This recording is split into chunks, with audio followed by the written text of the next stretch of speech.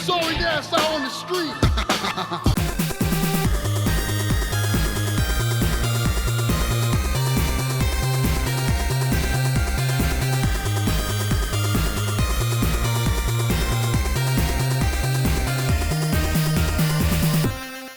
Originally titled Work X Work in Japan, Heroland was developed in a collaboration between FuRyu staff, predominantly from the Caligula Effect, and developers who worked on Mother 3, and not just any old developers. Mother 3's director was in charge of Heroland's story. I'd been keeping a close eye on this game since its Japanese announcement. I talked about it several times during a few JRPG news updates over the past year, and then it dropped without me even noticing. That's right, this game is out now. I'm sure there was some formal announcement at some point, but there was absolutely no marketing or coverage in the lead up to its release last week. It might be something to do with the fact that it's really hard to describe or show what the game is. I mean, it's kind of an RPG, but it's more like a RPG simulator? You know those Kairosoft games like Game Dev Story, where you make choices, make selections, hire and fire people, step in to add bonuses, etc.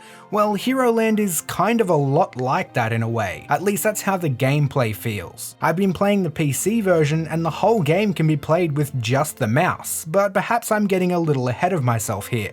The game's main draw is undoubtedly the characters and story. The writing is superb and it's chock full of great humour. It's easily one of the funniest games of the year. It takes place in a theme park called Heroland, which bases its attractions on an old tale of 4 heroes uniting to destroy the Dark Lord. You find yourself in control of Lucky, a brand new employee at Heroland who's been given the job of tour guide. It's your job to guide visitors through a fake dungeon complete with fights against employees, some in costume and some not, and loot that the lucky Heroland customers get to take home with them. At least that was how it worked before a young prince showed up convinced that the whole thing was real. Known mostly in the game simply as 18, he was recently demoted from the position of the first heir in line for the throne all the way down to the 18th in line. He has come to Heroland because he heard about the Dark Lord, and he believes that slaying it will bring enough honor and fame to be reinstated as the heir apparent. This story is mostly what the main narrative threads are about, but there are a ton of characters in the game, all with stories of their own. Increasing your friendship bond with other characters unlocks side stories in the form of optional dungeons and story events in various locations around Heroland.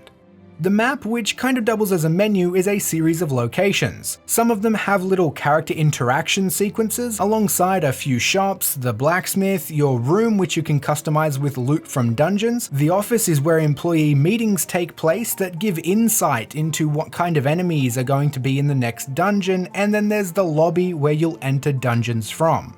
As I said earlier, the whole game can be played with just the mouse. You watch a lot of cutscenes and funny character interactions, buy items and weapons, customize your party and item pouch, and various other similar little tasks. The bulk of the actual gameplay, outside of story cutscenes, will be spent in dungeons which are represented as a series of nodes with branching paths. Each node can contain an enemy or a boss which triggers a battle, an event which plays a cutscene, one of the shopkeepers who can give you buffs or bonuses, or a treasure chest which contains loot. There may be other nodes later on, but I've only played for around 12 hours so far, and I'll get to why in a minute.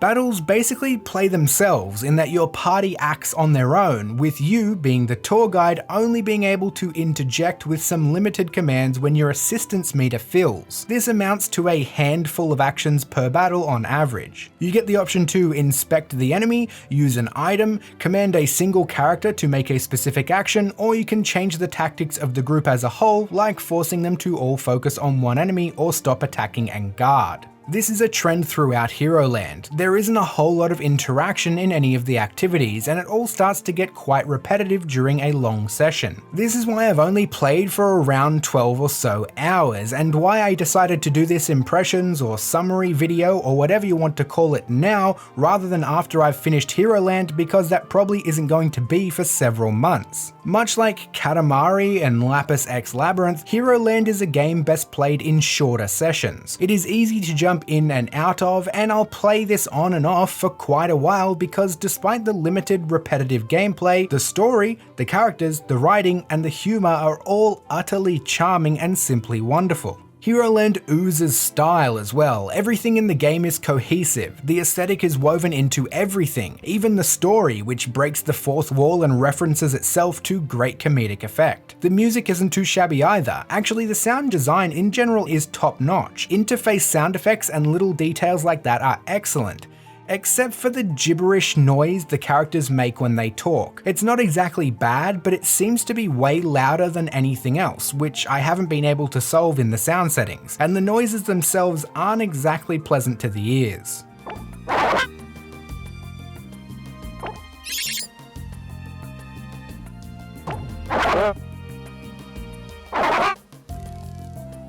All in all, Heroland is a game I could easily recommend based on its story, but would have a hard time recommending based on its gameplay. If you like video game humor, you'd be hard pressed to find a funnier game this year, and if you are the type of person who likes to play games in short bursts, or if you're a visual novel fan, Heroland might be for you. Otherwise, I'm not so sure. Thanks for watching, and I'll see you all soon. Thanks for the liking, subscribing, and the sharing!